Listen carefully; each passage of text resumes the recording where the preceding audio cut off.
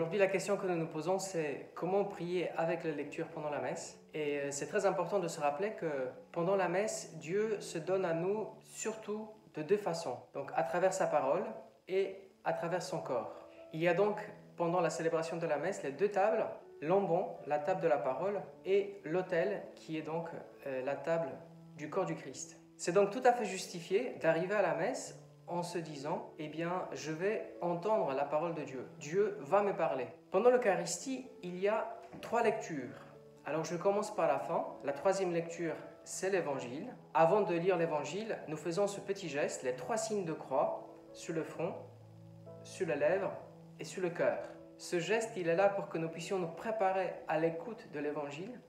Et nous pouvons accompagner ce geste par 3 petites prières. Seigneur, fais que je comprenne ta parole, fais que je l'annonce et fais que je la garde dans mon cœur.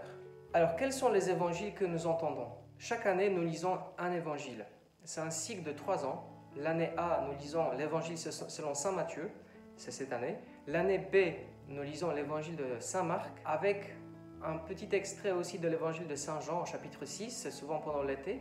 Et l'année C, nous lisons saint Luc. Alors, saint Jean, il est réservé pour le temps fort, comme certains dimanches de carême, et pour le temps pascal. J'ai commencé par la 3e lecture, mais je reviens à la première. Alors la première lecture, c'est une lecture de l'Ancien Testament, sauf pendant le temps pascal, où c'est une lecture des Actes des Apôtres, donc du Nouveau Testament. Quels sont les livres que nous entendons lors de la première lecture? C'est des textes qui annoncent ce qui s'accomplit en Jésus. On pourrait dire que c'est des images de ce qui va se passer en Jésus. C'est donc des textes de l'histoire d'Israël, c'est donc des textes des prophètes, c'est donc des textes de sagesse, et tout cela nous annonce ce qui va se passer en Jésus. Après la première lecture, nous chantons un psaume. Alors, le psaume, c'est aussi la parole, mais c'est une parole qui, à la fois, elle nous est annoncée, mais aussi, c'est une prière que l'Assemblée et toute l'Église adressent à Dieu. C'est une prière parfaite. Pourquoi? Parce que c'est une prière qui est parole de Dieu. Donc c'est comme si Dieu nous mettait dans notre bouche la bonne réponse à ce que nous avons entendu. Nous sommes donc à la fois invités à écouter ce qui est chanté et puis à répéter une phrase du psaume comme notre réponse déjà à la première lecture. La 2e lecture, c'est un texte du Nouveau Testament. Le plus souvent, les textes de Paul, de Pierre, de Jacques, de Saint Jean.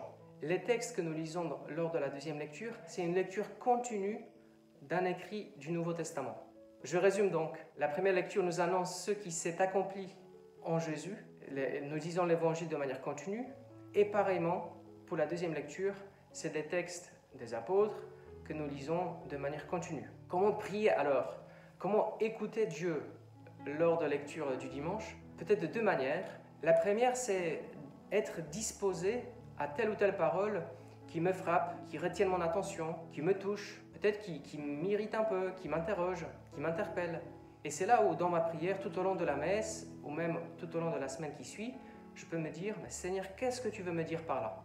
Et une autre manière de prier avec la lecture, c'est d'essayer de trouver un fil rouge, justement, entre la première lecture, la 2e lecture et l'Évangile.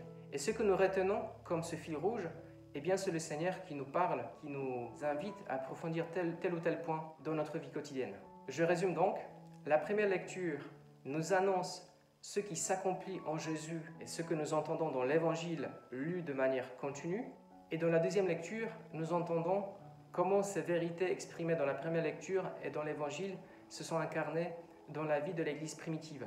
Il est donc tout à fait légitime et même nécessaire de se poser la question après la lecture, après l'homélie qui actualise aussi cette parole aujourd'hui, d'avoir une réponse à la question « Seigneur, qu'est-ce que tu m'as dit ?» Et ce serait plutôt étrange de ne pas pouvoir répondre à cette question. Donc je vous propose de prendre cette habitude, après la lecture, après l'homélie, de retenir au moins une phrase de ce que je crois que le Seigneur m'a dit, parce que c'est quelque chose qui va pouvoir me nourrir tout au long de la semaine.